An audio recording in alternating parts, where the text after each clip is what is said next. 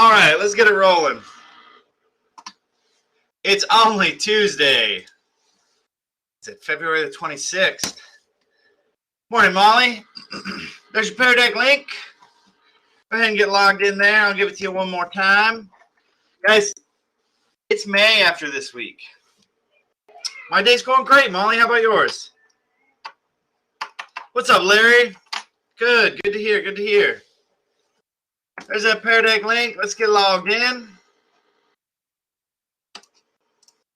And let's get back to it. Okay, we're before we went on spring break, we're talking about the civil rights movement, and we're going to continue in that unit. Okay, we're going to continue probably into next week. Probably Monday or Tuesday is when we'll finish this up.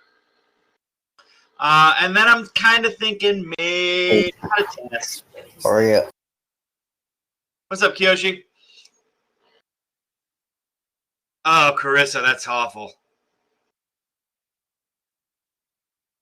No test, maybe like a quiz or some sort of assessment, but definitely not a test.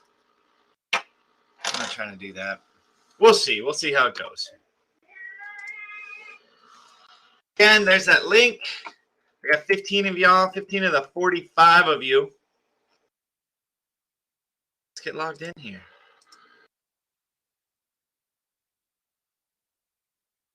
What's your stress level today? I think I said yesterday mine was like here. I'm going to go like here. What's up, Kyoshi? A little lower. On only Tuesday. Oh, man. I got a couple people over here. If you're over here, please let me know if there's anything I can do to, if you're in this area. 7 to 10. Is there anything I can do to bring you down? Is there anything I can do to help you? Oh, man, I'm sorry to hear that, Nathaniel. I hope he's all right. Oh, my gosh. Yeah, that's horrible. Let me know if you need to talk about it, all right? We can talk during the target session if you need to. All right, man. All right, so we got a couple of us. We're all over the board today, and hey, you know what? That happens sometimes. Sometimes we got a lot to deal with. So let's just try to do our best and focus if we can. If not, hey, we record these things, right? All right, our learning target is we're going to try to assess the success of the civil rights movement we're going to look at the Civil Rights Act and the Voting Rights Act. And particularly today, guys, we're going to look at this Voting Rights Act and the events preceding and following the passage of that. Okay, it's a lot of information that's going to come at you, but it's a lot of good information. I think it's a really interesting thing. But just a quick recap because we were off for a week. In this unit, we talked about Jackie Robinson and the integration of baseball before we went on break. And really how that kind of affected American society and kind of opened the doors for the end of segregation and integration by, integrating America's pastime. We looked at Brown versus the Board of Education and compared it to Plessy versus Ferguson. And remember, guys, what you need to know is Plessy versus Ferguson was segregation is okay as long as it's separate but equal. Brown versus Board of Education said separate but equal is unconstitutional and overturns Plessy versus Ferguson. So Brown versus BOE ends segregation. We looked at some things with Martin Luther King, examined his roles in numerous events like the sit-ins and the freedom rides. We looked at the I Have a Dream speech. And we haven't quite looked at the letters from the Birmingham County Jail, but we will. That's probably going to be something, probably a next week thing. Maybe that's what our assessment will be. All right, so let's look at Selma and the Voting Rights Act. Okay, they made a movie about this. They made several movies about this, actually. Mississippi Burning is one, but they made a movie specifically about the Selma marches a few years ago called Selma. So check it out. It's pretty good. But what we know already is the 1960s were a volatile time, meaning it was very chaotic. It was scattered with racial and gender injustices, lots of violence, assassinations of public figures like President Kennedy, his brother Robert Kennedy, who was running for president later. We're going to see Martin Luther King be assassinated, and a number of other civil rights leaders. Tired of feeling like second-class citizens, African Americans and women stood up and fought for equality, sometimes non-violently and sometimes violently. And after President Johnson signs the Civil Rights Act into law in 1964, African American groups turned their focus to gaining equal voting rights. So while the Civil Rights Act gives them equal civil rights, it didn't quite give them equal voting rights. And that's going to bring us to Mississippi. Okay, and what's known as Mississippi Freedom Summer. The voting is one of our core tenets in our country, right? Voting gives every citizen a voice. And the 15th Amendment is intended to protect voting rights for free people. Okay? At the time, they're called freedmen because women didn't have the right to vote by the time the 15th Amendment is passed. Right? This is going to give Black Americans, newly freed slaves, the right to vote. It forbids states from denying citizens the right to vote based on race, color, or previous condition of servitude. So the 15th Amendment says you can't deny somebody the right to vote based on their race or what color their skin is or if they were a slave or not. But many southern states drafted other laws to put restriction on voters. We called these Jim Crow laws, and these were things like poll taxes, where you would have to pay a tax in order to vote. Or literacy tests was another common requirement or common restriction, where you would have to take a reading test and pass in order to vote. And some of you might say, well, yeah, maybe you need to be able to read to read the ballot. But what was important, what was big about this is, remember, Black and white schools were separate. And the Black schools didn't get the funding. They didn't have the teachers. They didn't learn these things. They didn't teach these people how to read in these separate schools. So they used this as a tool to keep them from voting and to keep them disenfranchised. That's a word you're hearing a lot if you pay attention to the news a lot today. Basically, it means it's making it difficult for them to be able to exercise their right to vote. Okay. What's up, bros? The civil rights movement had achieved considerable success in desegregating the United States during the 50s and 60s, but mainly during the 60s, the focus is going to be turned to voting. And a statewide voter registration drive is going to be organized in Mississippi in the summer of 1964. And a voter registration drive is just what it sounds. You get a bunch of people who are eligible to vote, signed up and registered to vote. And you'll see this around election time. You'll see registration drives all around the election. When you turn 18, you'll get people coming and saying, like, hey, have you registered to vote? You'll see in like poor neighborhoods, lower income neighborhoods, you'll see people organize things like buses and in big vans driving people to the polls so they can go and vote, just so people can go and have their voice heard. But this voter registration drive in Mississippi is known as the Freedom Summer, and it's led by that group we talked about before, CORE, the Congress on Racial Equality, as well as the Student Nonviolent Coordinating Committees, the SNCC. Hundreds of white college students volunteer to join this Freedom Summer effort. Many of them are from the North, and they participated because it's the 60s and they want to try to make a difference, right? The 60s were all, that hippie counterculture of, we can fight back. We're the baby boomers before they start getting mocked and memed in the 2020s. The baby boomers were trying to change the world. And once these students confronted the mobs of angry segregationists, the people who were fighting against integrating and fighting against equal voting rights, the fact that these kids, these college students, were white is not going to protect them from being targeted. Okay, they're going to be viewed as the enemy to the segregationists. Nathaniel, you're laughing, but that's kind of the whole joke of the boomer memes is, these old people today, these were the hippies. This is the stuff that they were doing, and now, look at them. So in this Freedom Summer, it's going to turn really, really dark and really, really violent in June of 1964. 3 core members were working with a voter registration group in Philadelphia, Mississippi, to investigate the burning of a church. Somebody burned a church down, and they wanted to find out what happened because it was a black church. Michael Schwerner and Andrew Goodman were white men from New York, and James Chaney here in the middle was an African-American from the area who was kind of acting as their guide. They were driving in a station wagon in Neshoba County, where Sheriff Deputy Cecil Price pulls them over for speeding and accuses them of speeding and arrests the 3 men for speeding. Not just the driver, all 3 of them get arrested for speeding. They spent 7 hours in jail before they were released. But this is going to be the last time that these 3 men were reported to have been seen alive.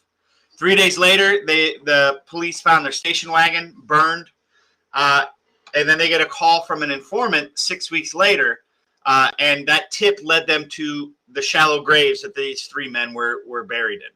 And evidence showed that the 3 men had been victims of a terrible, terrible crime. During the trial, it came out that sheriff, Cecil Price, was a member of the Ku Klux Klan. And after he released the 3 core members from jail, he alerted other KKK associates who followed the civil rights workers, murdered them, and burned their car to cover up the crime. They arrested a total of 19 men, including Price. There's only 10 here, who were all eventually indicted on charges. However, through legal maneuvering and it being the South, most of the accused men go free, including Edgar Ray Killen, who was a Baptist minister who got let off because the jurors refused to convict a preacher of murder. The killers who were prosecuted served no more than 6 years in any prison. But in 1999, they reopened this case, and Edgar Ray Killen, who evaded conviction in 1967, gets arrested and convicted of murder and sentenced to prison in 2005, and he died in prison in 2018. Okay. And these Mississippi murders, this church burning, all of this, if you've ever seen, it's a 80s or 90s movie called Mississippi Burning. That's what this is about. Temperature check. How you feel about what we've talked about so far?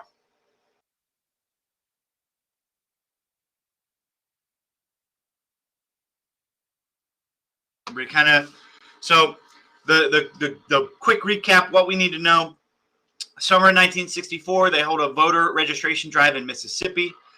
This leads to a church being burned down, and when 3 members of the Congress on Racial Equality go to investigate, they get arrested and murdered by the Ku Klux Klan. And that's going to lead to the Selma to Montgomery March. The Mississippi murders get national attention, and many people understood that more needed to be done for equality in America. This brings in Martin Luther King and the Southern Christian Leadership Council, who helped organize parts of the Mississippi voter registration. Okay? So they plan and organize a march to draw attention to the issue of voting rights. And it planned to take place from Selma, Alabama to the state's capital in Montgomery. These marches set out on March 7th of 1965. But when they reached the Edmund Pettus Bridge, they were attacked by Alabama state troopers with whips and clubs and dogs. Tori, I agree with you. Sometimes justice takes a long time with our system, and sometimes it's incredibly flawed. But unfortunately, we can't do anything to change the past. We can only learn about it and set ourselves up to not repeat these mistakes in the future. But anyway, any other guys? I mean, we can have an open discussion about the Mississippi murders if we want, or we can continue. You. I know. 3, 2, 1. Okay, cool. Anyway, so these marchers get attacked on this bridge, and this is, I mean, these are famous. You can kind of see the pictures here, but these are, when you Google civil rights movement and civil rights marches, these are the pictures that are going to come up. The police attacking these demonstrators with whips and clubs on the bridge. They threw tear gas at these people. And assaulted unarmed marchers. Many of them were students. Many of them were women. Some of them were children. And they, the news covered these events, and people were horrified. This is what's going on in the South. Again, it's easy to look back and pass judgment with our morals and our viewpoints from today. It's hard to put ourselves in the viewpoint of Americans back then. And kind of understand. But at the same time, it's also easy to kind of ignore a problem when it's not happening to us, when we don't see it every day, when we don't experience injustice every day. It's easy to, why is that a problem? Who's that really affecting? Right? We see these issues a lot with urban issues compared to rural issues, right? People in the city versus people living out in the country. And it's always been that way. And it's just a matter of perspective, right? And all we're trying to do is look through different lenses of perspective. And that's what the television news at the time was doing. It showed this perspective of what these people were going through. And, that allowed people to empathize with the movement and become horrified. And more people started speaking out against it. And President Lyndon Johnson and Congress were convinced that they had to overpower Southern lawmakers' resistance to fair voting rights. Right? The federal government can only do so much to, as far as like ruling the states. We have 50 separate states that are like 50 tiny little countries that all have agreed to work in unison under this federal government, while at the same time doing what's best for their state. Okay, it's a complex and sometimes very frustrating system, but that's why something can be illegal in one state that's legal in another, like gambling, right? Or fireworks. So the president and Congress had to figure out we have to enact some sort of legislation that's going to be effective and lasting. And that's going to be the Voting Rights Act of 1965. Okay, so they draft this Voting Rights Act with the intent of following the 15th Amendment. And in this act, it prohibited the denial of voting rights based on literacy tests. It got rid of poll taxes. And it offered special provisions to the areas of the nation that were prone to potential for discrimination. So it focused on the southern United States: Florida, Georgia, Arkansas, Mississippi, Alabama, Texas, Louisiana, Tennessee. These are the big ones.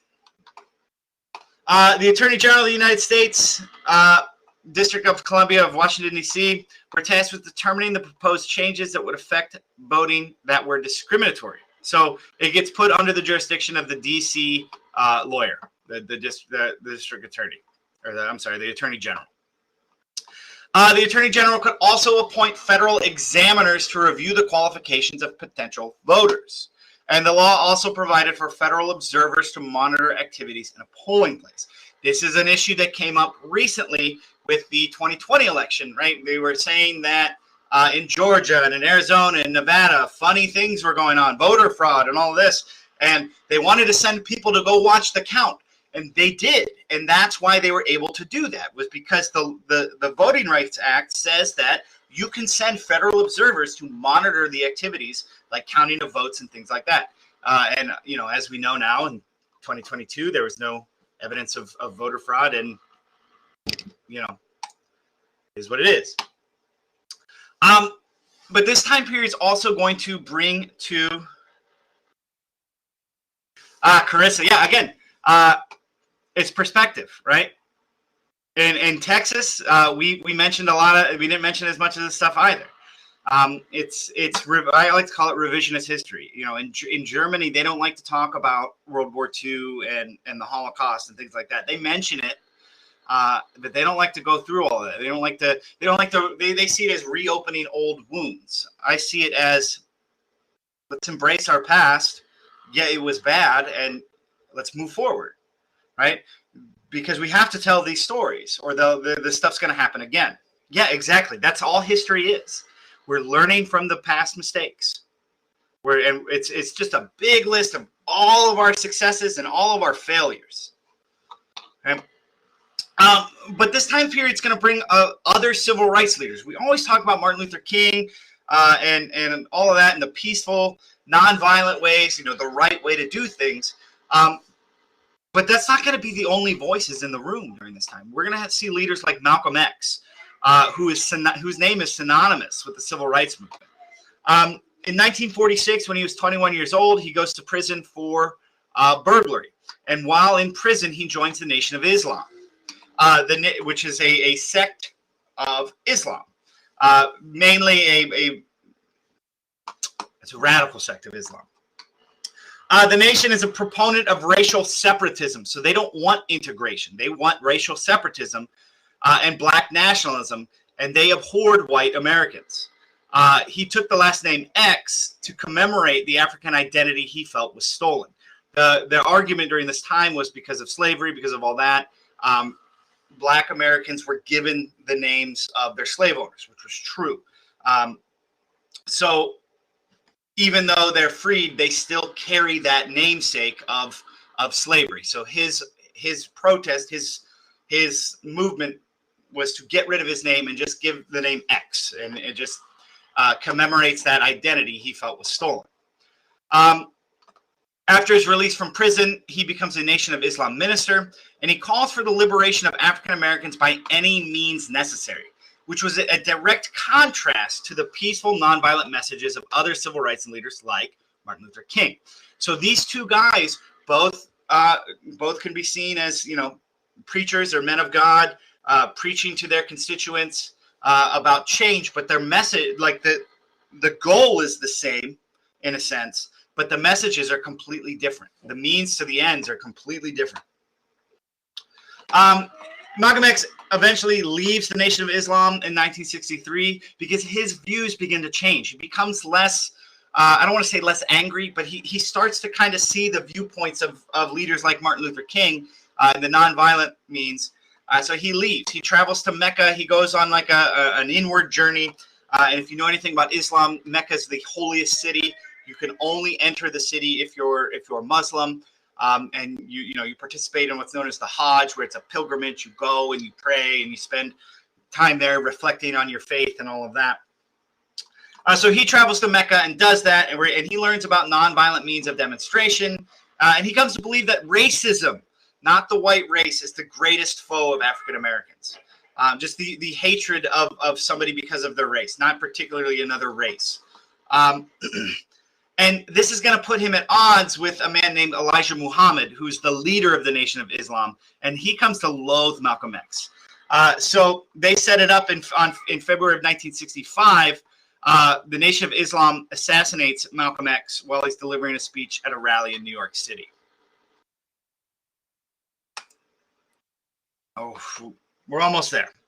This is also going to lead to a time of the Black Panther Party and the movement known as the Black Power movement. The Black Panther Party is formed by a man named Huey Newton and another man, Bobby Seale, in Oakland, California in 1966. And its creation is spurred by race riots in the Watts neighborhood of Los Angeles and San Francisco. And the Black Panthers are going to be an incredibly radical and militant group. And they're going to use militant means, meaning violence, to achieve their goals.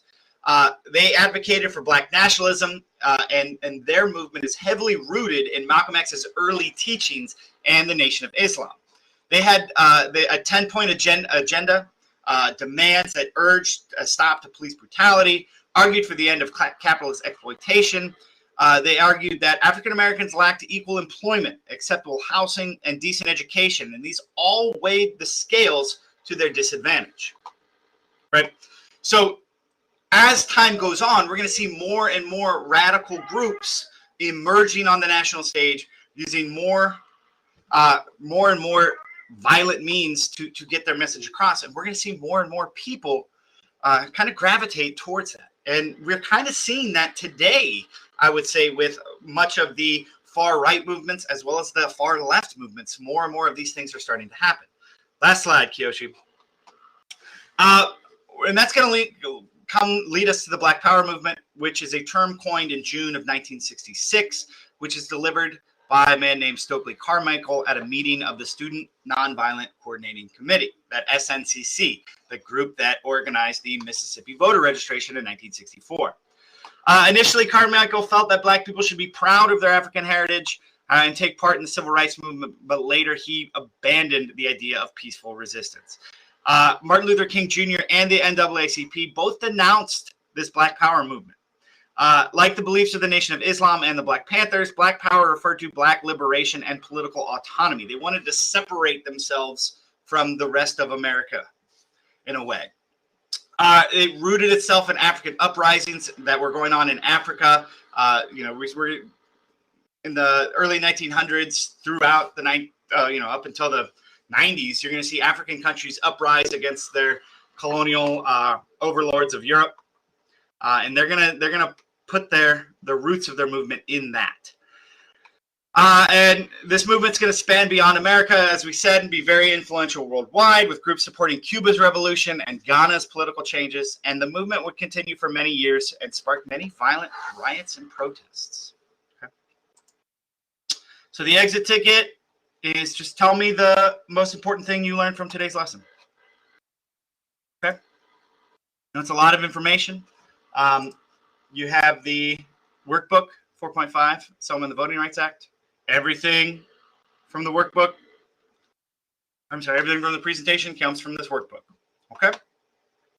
Tomorrow you have this Ed Puzzle, History of U.S. Voting Rights, and I'll see you all on Thursday. If you have any questions, reach out, send me a message on Canvas, send me an email, come to the target session today at 12:30 and 2:30. Thank you, Rose. Love that message to everybody. Have a great week, and remember, you're awesome. All right, tell your science teacher, I'm sorry I kept you 2 minutes over. Tell them it's my fault. Peace out. Bye, guys.